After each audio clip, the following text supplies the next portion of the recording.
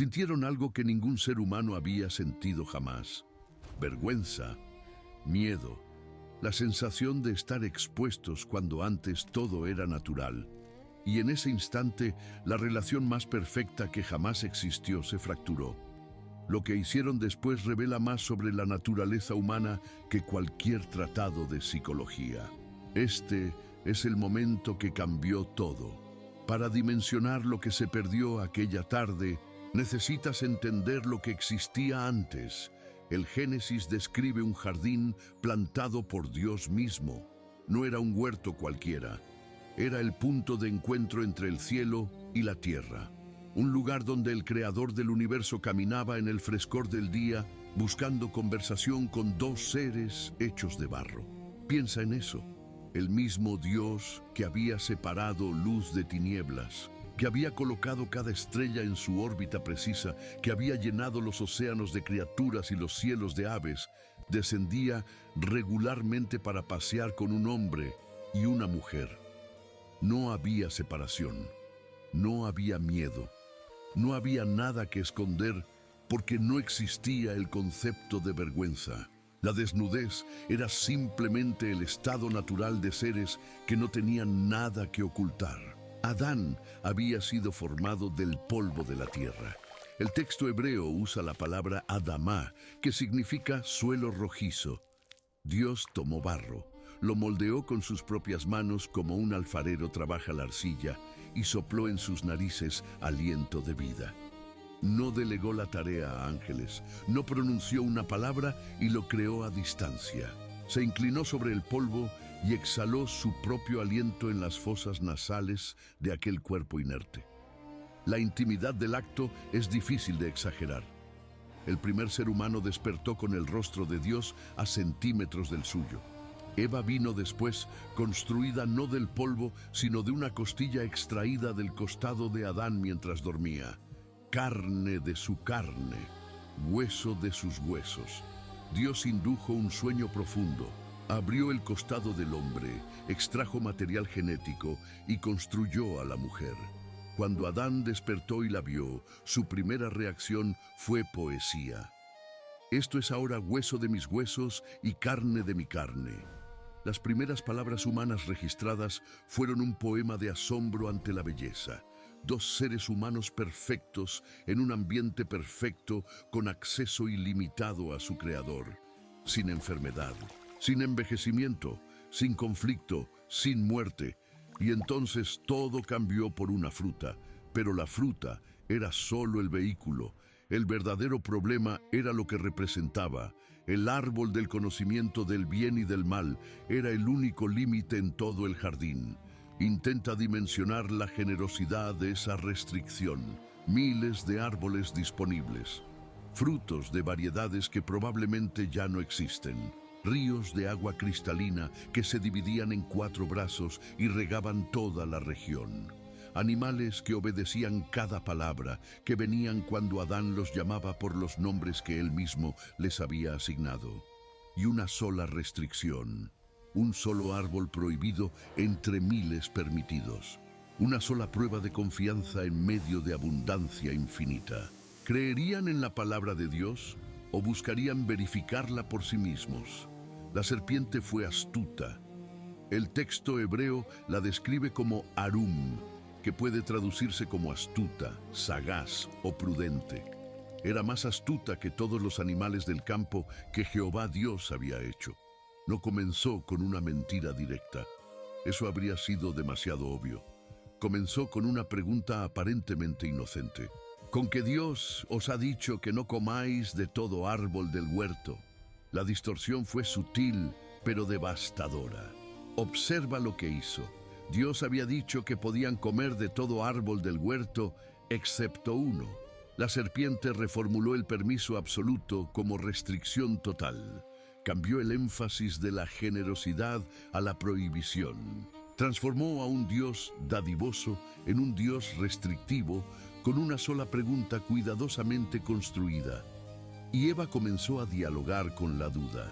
Su respuesta fue casi correcta, pero no completamente precisa. Del fruto de los árboles del huerto podemos comer. Pero del fruto del árbol que está en medio del huerto, dijo Dios, no comeréis de él, ni le tocaréis, para que no muráis. El problema es que Dios nunca había dicho nada sobre tocar. Eva añadió a la prohibición, hizo la restricción más severa de lo que realmente era. Y en ese pequeño añadido estaba la semilla del resentimiento que la serpiente explotaría. Entonces la serpiente mintió directamente, no moriréis. 5 letras en hebreo que contradecían frontalmente la palabra de Dios. Y luego vino la promesa envenenada. Sino que sabe Dios que el día que comáis de él, serán abiertos vuestros ojos y seréis como Dios, sabiendo el bien y el mal. La tentación tenía 3 capas. Primera capa, Dios les mintió sobre las consecuencias. Segunda capa, Dios les oculta algo bueno por motivos egoístas. Tercera capa, pueden ascender al nivel de Dios si simplemente desobedecen. La serpiente transformó la prohibición protectora en conspiración opresiva, pero falta revelar lo más perturbador de esta escena. El momento exacto de la caída probablemente duró segundos. Eva vio que el árbol era bueno para comer. Deseo físico. Vio que era agradable a los ojos. Deseo estético. Vio que era codiciable para alcanzar sabiduría. Deseo intelectual. Cuerpo, alma y espíritu alineados hacia la desobediencia. Tomó del fruto, comió, dio a su marido que estaba con ella. Él comió. ¿Captaste esa frase? Que estaba con ella. Adán no estaba en otra parte del jardín. No fue engañado por la serpiente en una conversación separada. Estaba presente durante todo el diálogo. Escuchó cada palabra de la tentación. Vio a Eva tomar el fruto y no dijo nada. No intervino. No recordó la prohibición. No confrontó a la serpiente. Simplemente tomó lo que su esposa le ofreció y comió. 23 palabras en hebreo para describir el instante que fracturó toda la historia humana. 23 palabras que separarían a la humanidad de su creador por milenios. El acto más consecuente de la historia, narrado con brevedad casi insoportable. Y entonces llegó la sensación nueva. Génesis capítulo 3, versículo 7, registra el primer despertar de la conciencia caída. Fueron abiertos los ojos de ambos y conocieron que estaban desnudos. Nota la ironía brutal. La serpiente había prometido que sus ojos serían abiertos y serían como Dios. Técnicamente cumplió. Sus ojos fueron abiertos, pero lo primero que vieron con esa nueva visión fue su propia vergüenza. Buscaron conocimiento divino y obtuvieron conciencia de desnudez. Quisieron ascender y terminaron mirando hacia abajo, hacia sus propios cuerpos ahora extraños. ¿Cómo puedes sentir vergüenza de algo que nunca antes te causó problemas? ¿Qué exactamente cambió en sus mentes que transformó la inocencia en humillación? La desnudez física era idéntica antes y después del fruto, los mismos cuerpos, las mismas formas. Nada había cambiado externamente. Todo había cambiado internamente. La corrupción no alteró sus cuerpos, sino su percepción de ellos. Lo que sigue es el primer intento registrado de solución humana a un problema espiritual. Cosieron hojas de higuera y se hicieron delantales. Detente en esa imagen. 2 seres que horas antes caminaban con el arquitecto del universo, ahora estaban sentados en el suelo, con manos temblorosas, tratando de unir hojas con tallos. La escena sería casi cómica si no fuera tan trágica. La higuera común en aquella región produce hojas anchas, ásperas, de unos 20 a 25 centímetros de largo. Necesitarían docenas para cubrir lo mínimo. Y las hojas de higuera tienen un problema fundamental que cualquier botánico puede confirmar. Se secan, se marchitan, se desintegran. En cuestión de horas bajo el sol de Mesopotamia, aquellos delantales improvisados comenzarían a quebrarse. La primera solución humana al pecado tenía fecha de caducidad desde el momento en que fue implementada. Y este patrón se repetiría infinitamente a lo largo de la historia. Humanos intentando cubrir vergüenza espiritual con soluciones temporales que inevitablemente fallan. Pero lo verdaderamente revelador no fue el delantal, fue lo que hicieron después. Oyeron la voz de Jehová Dios que se paseaba en el huerto al aire del día. El texto hebreo sugiere que esto era rutina. Dios venía regularmente. La brisa de la tarde traía el sonido de sus pasos. Era el momento del día que antes probablemente esperaban con anticipación. El momento de comunión directa con el Creador. Conversaciones que no podemos ni imaginar. Preguntas respondidas, misterios revelados, intimidad perfecta entre lo finito y lo infinito. Pero esta tarde era diferente. El sonido que antes producía anticipación, ahora producía terror. Los mismos pasos que antes corrían a encontrar, ahora huían para evitar. Y el hombre y su mujer se escondieron de la presencia de Jehová Dios entre los árboles del huerto. Esconderse de Dios, entre árboles que Él mismo había creado. La absurdidad de este acto es difícil de exagerar. Estamos hablando del ser que había diseñado cada molécula de esos árboles, que conocía la ubicación exacta de cada hoja, cada rama, cada raíz, que había calculado el ángulo preciso de cada rayo de sol que penetraba el follaje, que había formado los ojos de Adán, y por lo tanto sabía exactamente hacia dónde miraban y qué podían ver, que había creado el concepto mismo del espacio y por definición existía en todas partes simultáneamente. ¿Y pensaron que unos arbustos serían suficiente barrera? El Salmo 139, escrito milenios después, articularía lo que Adán debió haber sabido instintivamente. ¿A dónde me iré de tu espíritu? ¿Y a dónde huiré de tu presencia? Si subiere a los cielos, allí estás tú. Y si en el Seol hiciere mi estrado, he aquí, allí tú estás. No hay escondite posible del omnipresente. No hay secreto posible ante el omnisciente. El intento de Adán estaba condenado antes de comenzar. Pero aquí está lo que la mayoría no considera. No estaban tratando de engañar a Dios, literalmente. En algún nivel sabían que era imposible.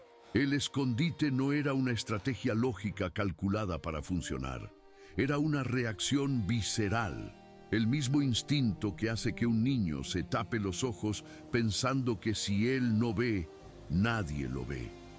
El primer acto del ser humano caído no fue rebelión calculada con posibilidad de éxito. Fue pánico irracional que ignoraba toda evidencia. Y esto revela algo profundo sobre la naturaleza del pecado. No solo corrompe las acciones, corrompe la capacidad misma de pensar con claridad. El pecado no solo mancha la conducta, nubla el intelecto. Adán, que había nombrado a cada animal con precisión taxonómica perfecta, que había reconocido en Eva hueso de sus huesos con percepción poética inmediata, que había conversado directamente con la sabiduría encarnada sobre temas que no podemos ni imaginar.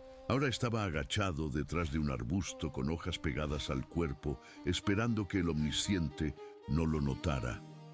El pecado no solo nos hace malos, nos hace estúpidos, pero Dios lo notó. Por supuesto que lo notó. Y lo que hizo a continuación fue lo último que esperarías.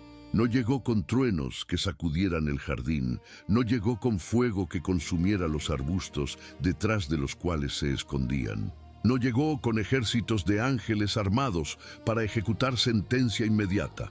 No llegó con la destrucción instantánea que la desobediencia directa a un mandamiento divino claramente merecía. Llegó con una pregunta. Mas Jehová Dios llamó al hombre y le dijo, ¿dónde estás tú? 3 palabras en hebreo.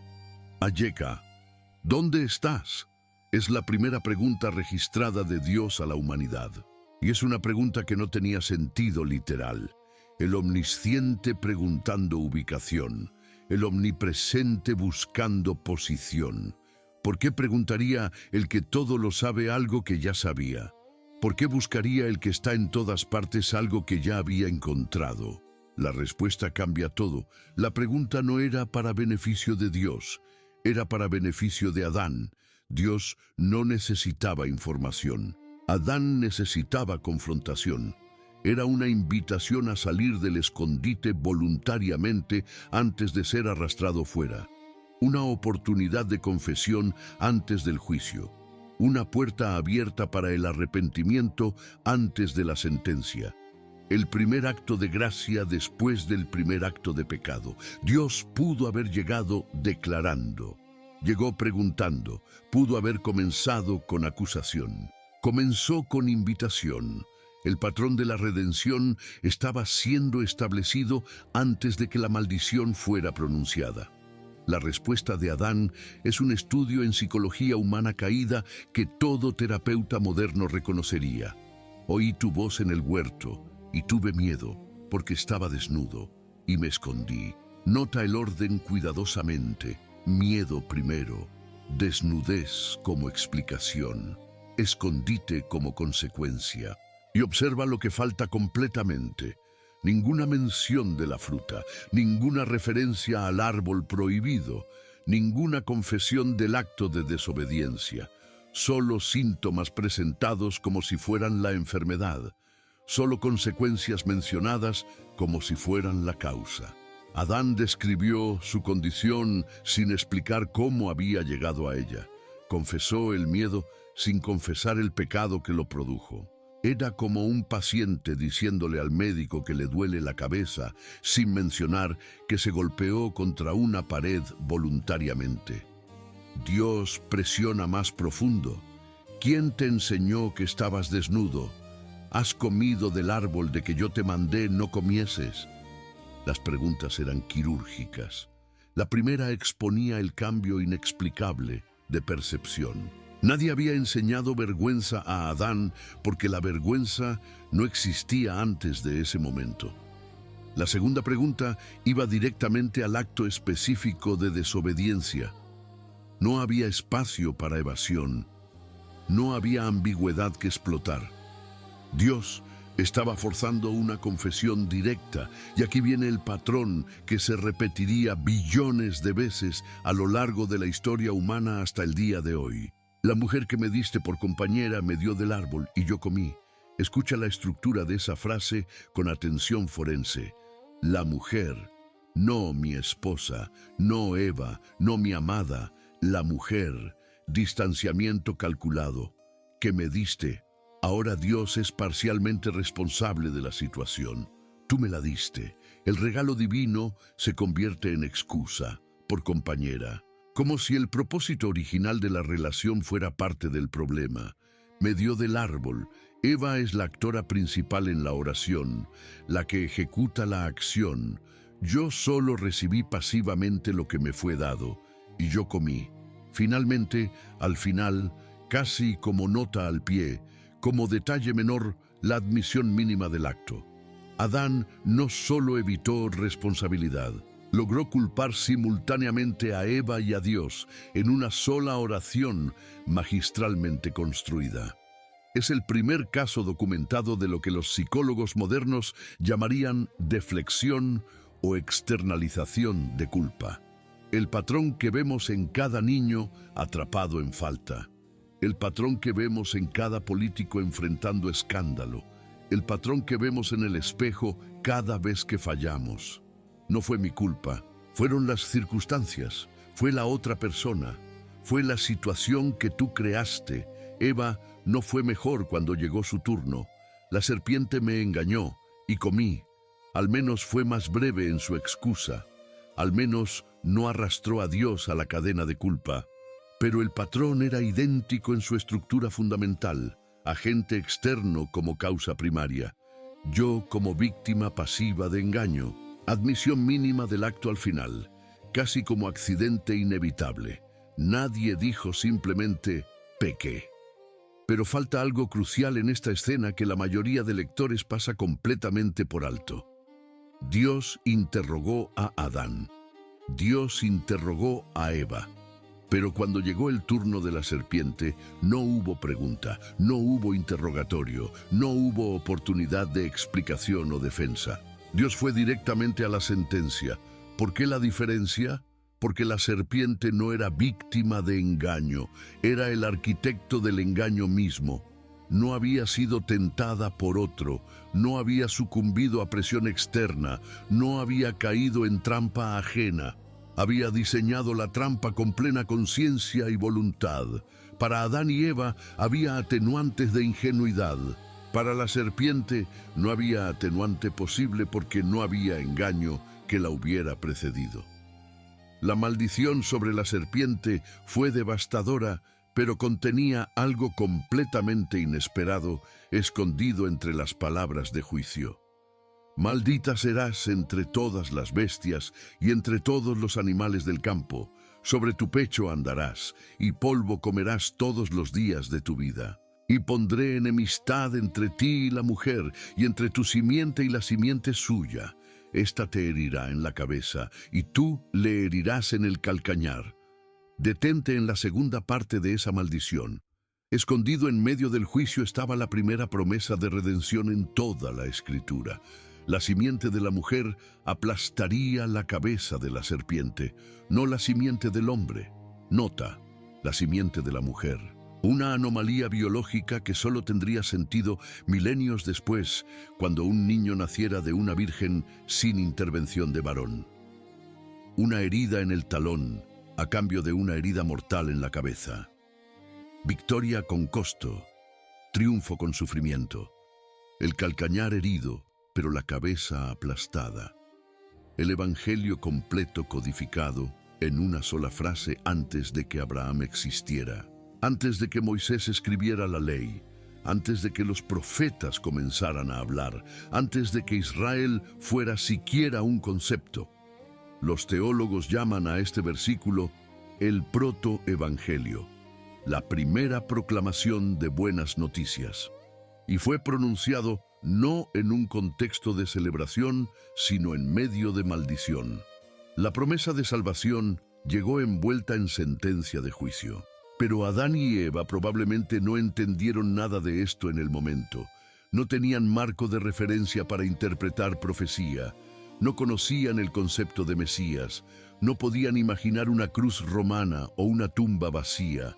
Estaban demasiado ocupados escuchando sus propias sentencias para captar la esperanza escondida en las palabras dirigidas a su tentador.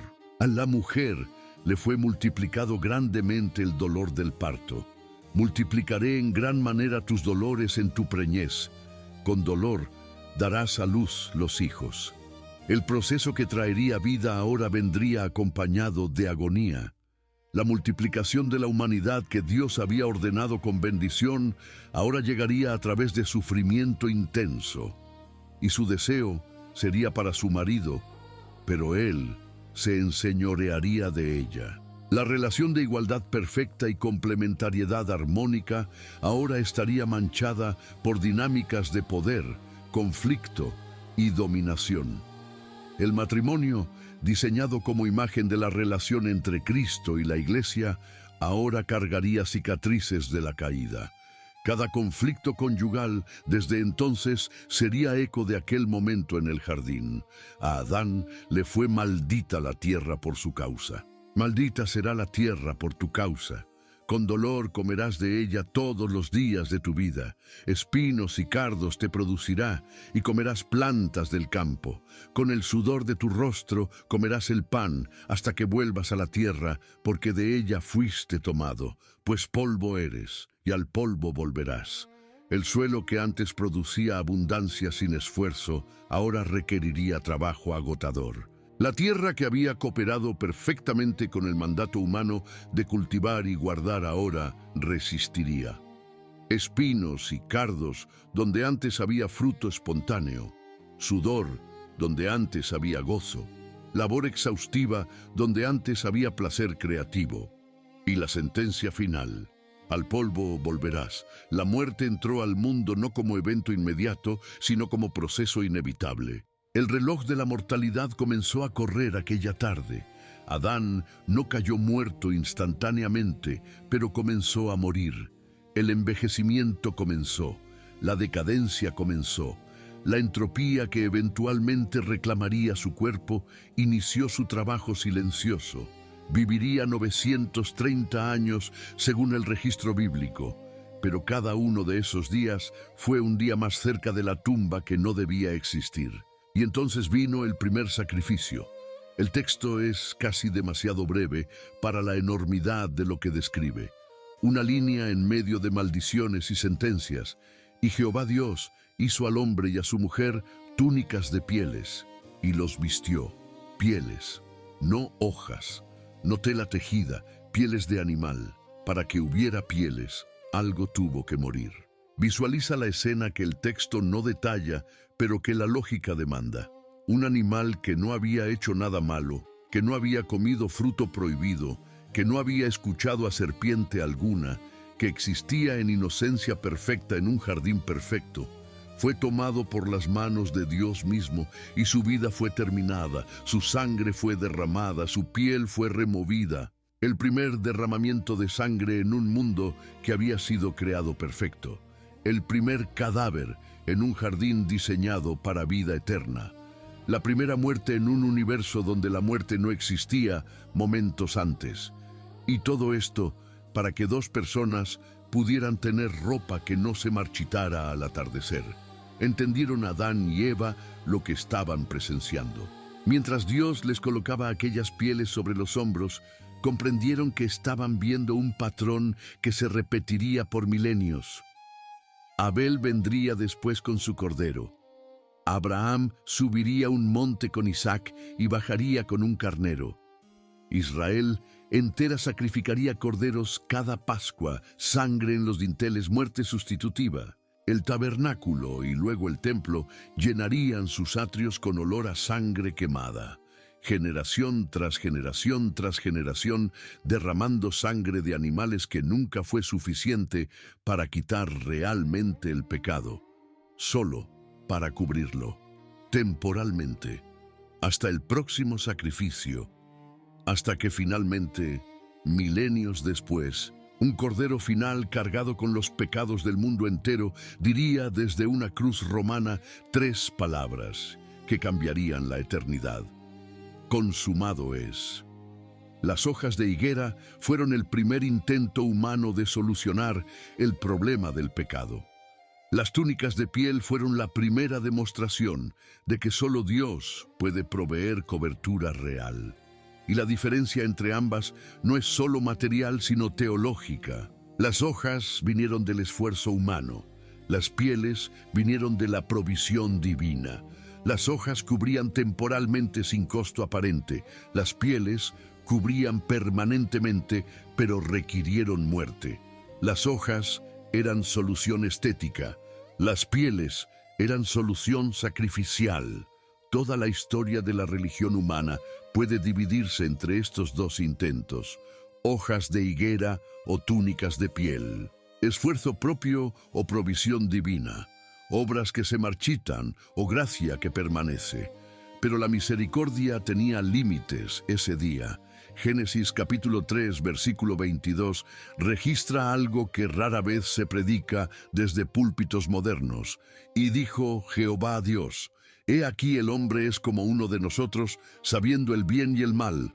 Ahora pues que no alargue su mano, y tome también del árbol de la vida, y coma, y viva para siempre. ¿Captaste la implicación devastadora de lo que Dios estaba previniendo? Había otro árbol en el jardín, el árbol de la vida, mencionado brevemente en el capítulo 2 y ahora súbitamente relevante. Si Adán y Eva comían de él en su estado caído, vivirían eternamente, pero no vivirían eternamente en comunión con Dios. Vivirían eternamente en separación de Él, eternamente en pecado, eternamente en vergüenza, eternamente escondidos detrás de arbustos con hojas marchitas pegadas al cuerpo, sin posibilidad de redención, sin muerte que pudiera ser vencida porque no habría muerte. Condenados a existencia infinita, consciente de su propia corrupción, sin esperanza de escape. La expulsión del Edén no fue solo castigo, fue protección. Y lo sacó Jehová del huerto del Edén para que labrase la tierra de que fue tomado. Lo sacó activamente. El verbo hebreo sugiere fuerza, expulsión, no invitación a retirarse. Probablemente no fue voluntario. Probablemente hubo resistencia. Probablemente hubo miradas hacia atrás, hacia el único hogar que conocían, mientras caminaban hacia tierra maldita que nunca habían pisado. Echó, pues, fuera al hombre, y puso al oriente del huerto de Edén querubines, y una espada encendida que se revolvía por todos lados para guardar el camino del árbol de la vida. Querubines, no los angelitos decorativos del arte renacentista con mejillas rosadas y alas pequeñas. En las descripciones bíblicas posteriores, los querubines eran seres de 4 caras, cubiertos de ojos por todas partes, con alas que producían sonido como de muchas aguas o como de ejército, criaturas terribles, en el sentido original de la palabra, que inspiraban terror santo. Ezequiel los describiría en detalle siglos después, y el efecto sería tan abrumador que caería rostro en tierra, y junto a ellos una espada de fuego, no sostenida por mano angelical, sino suspendida en el aire, girando por todos lados, cubriendo cada ángulo de aproximación posible, llamas que nunca se consumían, guardando acceso que nunca sería permitido. No había forma de volver, no había atajo de regreso al paraíso, no había negociación posible con centinelas que no dormían y fuego que no se apagaba. La puerta se cerró y la humanidad comenzó su largo exilio que continúa hasta hoy. Pero aquí está la ironía providencial que atraviesa los milenios y conecta Génesis con Apocalipsis. El mismo Dios que puso espada de fuego para impedir la entrada al árbol de la vida, eventualmente entraría Él mismo en el mundo que había maldecido. No como juez venido a ejecutar sentencia final, como bebé nacido en establo de animales. Caminaría sobre tierra que producía espinos por su propia maldición. Conocería el sudor del trabajo que había anunciado como consecuencia. Experimentaría el hambre y la sed y el agotamiento que vinieron con la caída. Lloraría lágrimas humanas que no existían en el jardín original. Y finalmente llevaría una corona tejida de los mismos espinos que había profetizado como maldición. Los espinos y cardos de Génesis 3, convertidos en instrumento de tortura en la cabeza del Creador. El árbol de la vida fue protegido con fuego y querubines para impedir acceso humano. El madero de la cruz fue voluntariamente abrazado por quien tenía todo el derecho y todo el poder para evitarlo. Y en ese madero, la separación iniciada en Edén encontró su solución final. El velo del templo, aquel tejido grueso que había mantenido a la humanidad fuera del lugar santísimo, así como los querubines guardaban el jardín, se rasgó de arriba abajo en el momento exacto de la muerte. No de abajo arriba, como si manos humanas lo hubieran rasgado. De arriba abajo, manos divinas abriendo el acceso que manos divinas habían cerrado. El camino de regreso al árbol de la vida que fue bloqueado en Génesis es reabierto en Apocalipsis. En medio de la calle de la ciudad y a uno y otro lado del río estaba el árbol de la vida que produce 12 frutos, dando cada mes su fruto.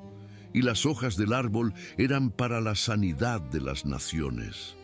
El exilio tiene fecha de vencimiento, pero mientras tanto, la pregunta que Dios hizo aquella tarde sigue resonando a través de cada generación. ¿Dónde estás? No era pregunta geográfica entonces. No es pregunta geográfica ahora. Era y sigue siendo pregunta existencial. Confrontación disfrazada de curiosidad. Invitación vestida de interrogatorio.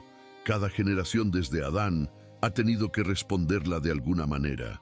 Cada individuo enfrenta el mismo momento que Adán enfrentó detrás de aquel arbusto cuando escuchó los pasos acercándose. ¿Saldrás del escondite? ¿Reconocerás dónde te encuentras realmente? ¿O seguirás cosiendo hojas que se marchitarán antes del anochecer? Ellos se escondieron. Dios preguntó, y en ese intercambio está codificada toda la relación entre humanidad y divinidad, desde entonces hasta ahora. Cada vez que culpas a otro por tu situación, la mujer que me diste, el jefe injusto, las circunstancias desfavorables, la crianza deficiente que recibiste, los traumas que sufriste, el sistema corrupto en el que vives, estás repitiendo el patrón exacto de Edén. La misma frase con diferentes palabras, la misma deflexión con diferentes nombres. Cada vez que minimizas tu error, solo fue una fruta, solo fue una mentira pequeña, solo fue esta vez, solo fue un desliz momentáneo, solo fue una excepción a mis propios estándares.